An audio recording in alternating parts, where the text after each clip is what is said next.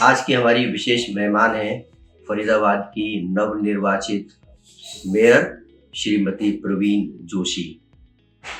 आज का साक्षात्कार, आज की बातचीत उनसे उनके घर में। धन्यवाद। मैं मनोज दुबे, उदय इंडिया के डिजिटल प्लेटफॉर्म से अभी, और आपको बहुत बहुत बधाई हो।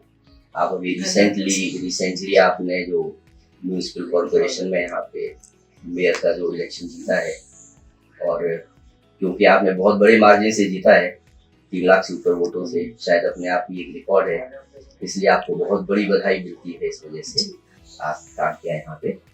अब कुछ आपसे थोड़े से सवाल पूछेंगे, जो सवाल मेरे या जनता के सवाल हैं, उनकी तरफ से आपसे कुछ पूछते हैं। तो ये चुनाव मैडम 8 साल के बाद हुए इस बार यहाँ पे। 2017 में जब हुए थे तब वोटिंग परसेंटेज 55 के आसपास थी। इस बार करीब 15% कम हुआ है टर्नआउट। क्या वजह नजर आती है आपको? सबसे पहले तो मनोज जी आपका बहुत बहुत धन्यवाद। शीर्ष नेतृत्व का आभार व्यक्त करती हूँ, मुझे जनता की सेवा करने का अवसर दिया।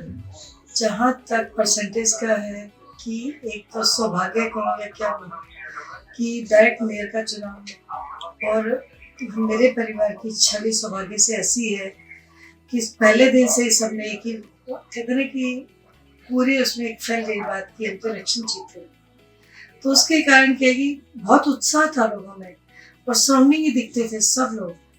और लेकिन कह सकते हैं कि एक तो एक बार में 3 इलेक्शन एक साल के विदिन 6 मंथ ही कहूँगी, तो जनता भी हो जाता है कि बहुत लोग कहते हैं अरे बार इलेक्शन हो रहे, लेकिन अवेयरनेस की कमी में और क्या कि थोड़ा टाइम मिला, हमें 14-15 दिन का समय मिला, तो बहुत जगह तक तो ये भी नहीं बात हमारी पहुंच पाएगी इलेक्शंस में। कुछ कहते हैं ग्रामीण उसमें तो पहुंच तक ही नहीं पाएगा कि वहाँ तक इलेक्शन है, लेकिन कार्यकर्ता पहुंचे हैं। रुझान बस यही रहा कि हम जीते हो। तो बहुत से अच्छे एजुकेटेड फैमिलीज में भी देखा हमने कि आपका निशान नहीं किया, बात वोटिंग नहीं की, अरे नहीं पता था बीजेपी जीती हुई है। तो बहुत जगह ये भी है।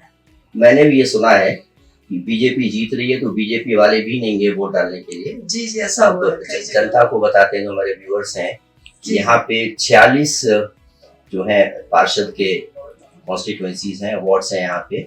46 में 39 मीन्स 39 बीजेपी ने जीती है, 1 कांग्रेस है और 6 निर्दलीय जीती है। यही है कंपटीशन। जी जी।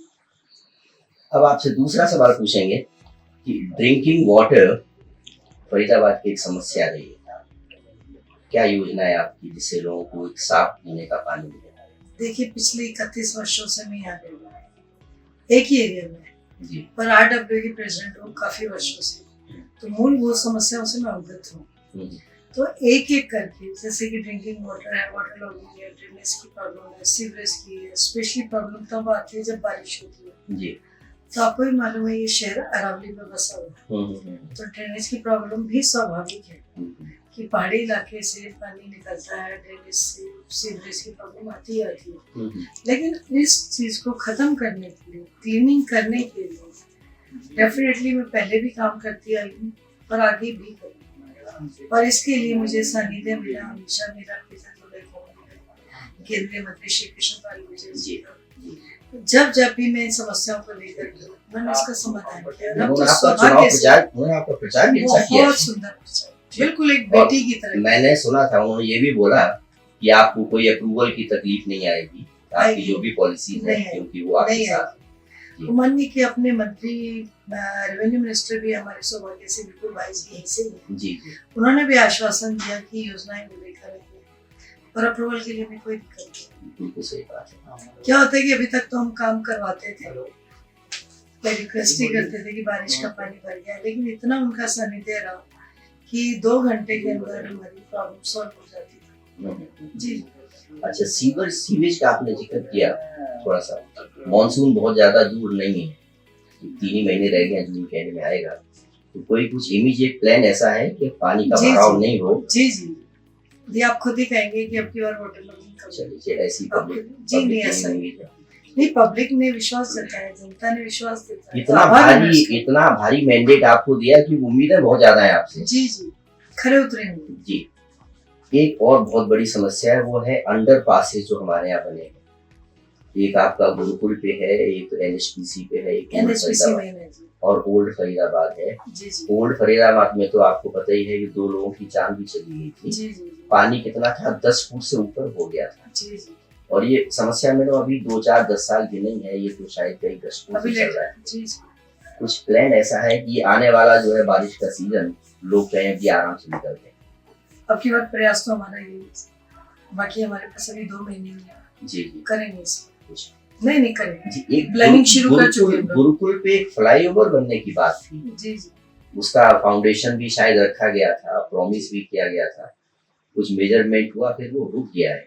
देखिए, माननीय मंत्री जी ने बहुत अच्छे संकल्प लिए हुए हैं। आपको मालूम जी। होगा कि इस सिटी के अंदर 4 तो एग्जिट बन चुके हैं। जी। स्मार्ट सिटी का संकल्प लिया उन्होंने। एफएमडी भी सौभाग्य से हमारे पास है। हम्म। तो इस काम के लिए उन्होंने खाली ये नहीं है कि खाली कहते हैं ना फित्ता काटा और छोड़ दिया। जी जी। दिन रात अगर मैंने किसी को काम करते देखा है तो माननीय मोदी जी पर माननीय खट्टर साहब को भी देखा है, जी माननीय अपने सीएम साहब नायब जी को भी देखा है। ये जी। सब एक ही टीम के लोग हैं, जी। दिन रात। और अभी जो मैंने इलेक्शन में इन लोगों की एनर्जी देखी है, मैं वैसे भी मंत्री जी को सैल्यूट करती हूँ। जी, निश्चित रूप से बिना एनर्जी के, बिना काम के वोट नहीं देगी पब्लिक आपको। बहुत काम करते हैं ये लोग। इनकी ये नहीं कि खाली राजनीति वोट की है, जी जी। लोग दिन रात काम करते हैं। एक और समस्या है पब्लिक की, यहाँ एनिमल्स सड़क पे जो है बेसिकली 3 ही हैं, गाय हैं, बंदर हैं और कुत्ते हैं। कि अगर इनको गायों को गौशाला में शिफ्ट कर दिया जाए और अगर कुछ कमी पड़ती है तो हर कोई देने को तैयार है गाय के नाम से कम शहर में ये गायें गंदगियां भी खाती हैं और साथ में सीनियर सिटीजन्स को पुश कर दिया है। कुछ हुआ कुछ मैं है चीज बताना चाहूंगी आपको। जी। पूर्व में मुख्यमंत्री रहे हरियाणा के श्री मनोहर लाल खट्टर जी ने और गाय के ऊपर, स्पेशली गौवंश के ऊपर बहुत काम किया जी बहुत सी गौशालाएं खुलवाई जी। और जिन गाय की आप बात कर रहे हैं, अगर लावारिश हो तो आप मुझे एक भी बताइए, अभी आधे घंटे के अंदर मैं शिफ्ट कराऊंगी। मैं इनके ऊपर बहुत काम करती आ रही हूँ कई वर्षों से। इसके लिए मुझे सानिध्य मिला माननीय हमारे श्री रमेश गुप्ता जी का, जो कि गाय का अपने विश्व हिंदू परिषद की ओर से उन्होंने गौशाला का काम देखते हैं। मैक्सिमम आधे घंटे के अंदर गाड़ी आ जाती है, कहीं से भी भेजते हैं, मुझे नहीं मालूम। अच्छा। गाय जहाँ भी मैं बताती हूँ वहीं की वहीं से गाय उठा के ले जाती है। लेकिन दुर्भाग्य कहूंगी कि जिनके पास 20-30 गाय हैं वो दिन में छोड़ देते हो गाय चर के वापस शाम को 4-5 बजे घर चली जाती है। उनके ऊपर कुछ जुर्माना लगा दें, कुछ करें, कुछ तो ऐसा करना ही पड़ेगा। अब क्या है कि गौवंश को भी आजाद रहने की आदत हो गई, वो भी खुट्टे से नहीं बन सकती है, सारा दिन खुट्टा तुड़वा के भी भागती है। अभी 8-10 दिन पहले मेरे पास किसी का फोन आया, जी मेरी गाय छूट के भाग गई और ले गए गौशाला वाले। मैं कहा जी कौन सी गौशाला वाले ले गए? तो बोले विश्व हिंदू परिषद। मैं कहा जी वहां से भाई साहब उनको फोन कर दीजिए। बोले वही लोग तो ले गए। भाई जी हम खुद कहते हैं जहाँ आपको लावारिश गाय दिखे उठा लीजिए। बोलते हैं जी हमारी गाय चली जाती है शाम को आती है। अरे आपकी गाय शाम को पहुंचती है, लेकिन इतने में तो कितने एक्सीडेंट्स हो जाते हैं। जी। बंदरों का दिल्ली हाईकोर्ट का एक निर्णय आया था कि बंदरों को जो है पकड़ के अपनी जो है असोला भट्टी वाइल्ड लाइफ में छोड़ दिया जाए। वैसे भी बहुत बंदर है अंदर। अच्छा, उनके खाने के लिए यहाँ से जाता भी है, ट्रक जाता है, बहुत लोग ले जाते हैं। नहीं सरकारी जाता है, ट्रक जाता है पूरा। जी, गवर्नमेंट तरफ जाता है, कॉर्पोरेशन तरफ से, दिल्ली से कुछ यहाँ से। जी। तो हम बंदरों का कुछ कर सकते हैं, कुत्तों का कुछ कर सकते हैं। मैं कहूँगी दोनों का स्टरलाइज कराने से संबंध है, क्योंकि यहाँ हमारे नेबर्स में इतने डॉग्स हो गए थे। एक डॉग के साल में 2 बार हो जाते हैं, तो फिर 10-12 डॉग्स एक्स्ट्रा हो जाते हैं। आप कहीं छोड़ नहीं सकते। कईयों को तो हम एडॉप्शन में भेज देते हैं, फिर 2-4 रह जाते हैं पेट लवर्स, उनको रख लेते हैं। लेकिन एक ही सजेस्ट करना चाहूंगी, इतनी संख्या बढ़ाने का भी वो नहीं, या तो उनको प्यार करते हैं। मैं अपने डॉग को बहुत प्यार करती हूँ। घर में रखने में क्या तकलीफ है? अच्छी बात है। हाँ, इसके डॉग्स जो है, बस डॉग्स जो है ना दुखी काटते तो हैं। मैंने देखा जेब में बिस्किट लेके गए, खिला के ऑफिस चले गए। जी बाद में हमें काटेंगे वो काटते हैं जी। ये तो एजुकेटेड लोग हैं, उनको समझनी चाहिए। कॉर्पोरेशन वाले नहीं कर सकते मदद इसमें। देखिए जी, अभी मैं अपना संभाल लेती हूँ, मेरे राइट्स में देखती हूँ। बाकी जो अभी मैं अपने अराउंड करती हूँ, जो स्टरलाइज कराए हुए डॉग्स को, और उनका ट्रीटमेंट भी दिलवाती हूँ, मैं वैक्सीनेशन भी करवाती हूँ ईयरली उनका। एक कॉरपोरेशन वालों ने 2 साल पहले पॉलीथीन के अगेंस्ट में कैंपेन चलाया था कि अगर आप इस तरह से पकड़े गए तो आपके ऊपर जुर्माना होगा, और कई लोगों को जुर्माना किया और काफी कंट्रोल में आया। लेकिन अब वो सब बैक टू नॉर्मल जैसा पहले था दोबारा हो गया। जैसे आपको मालूम है 3 साल से एमसीए बंद था।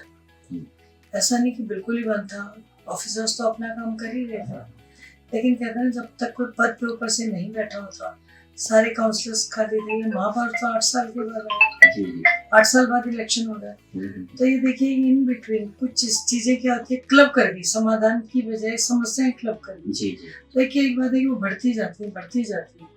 ठीक है। तो तो जब हम आएंगे तो काम शुरू नोटिस में करें। बिल्कुल है जी, मैंने पहले दिन से ही बात की हुई है कि इसका समाधान कैसे करना है, मैंने प्लानिंग में ले चुकी हूँ इसको। सड़क के किनारे पे इलीगल एंक्रोचमेंट लोग अपना बना लेते हैं। कुछ लोगों ने बनाए हुए हैं, पैसे भी वसूलते हैं उनसे, हमने बना दिया है, कोई बात नहीं, मैं नाम नहीं लेना चाहूँगा। तो हमारे पास है 8-10 बना दिए, किराए लेते हैं, बेचने वाली लगा दिए। जगह किसकी? कॉर्पोरेशन की, फुटपाथ पे बनाया हुआ। देखिए अब तक एक जो बार हो आके चुका निकाल हो गए। चुका। जी जी एक बार आगे आके नहीं। तोड़ा गया, हाँ बस वही आगे एक बार तोड़ा गया, लेकिन दोबारा फिर शुरू हो गया है। आगे नहीं होगा। चलिए ठीक है, जो हो अच्छी चुका हो बात है। चुका, आगे नहीं होगा।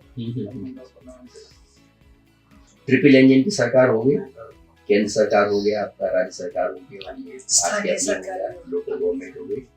आपको किसी किस्म का कोई ऑब्स्टेकल तो आना होगा नहीं। आपने समय दिया, बहुत बहुत आपका धन्यवाद। धन्यवाद। और हम आपको कुछ समय के बाद दोबारा मिलेंगे। जी जी। आपको सब याद है, हम भेज देंगे आप आपको। खुद कहेंगे कि समस्याओं का समाधान। बिल्कुल बिल्कुल, हम आप खुद ही कहेंगे जी, हुआ। जरूर आएंगे आपके पास और दोबारा बातचीत करेंगे। Thank you madam, all good wishes.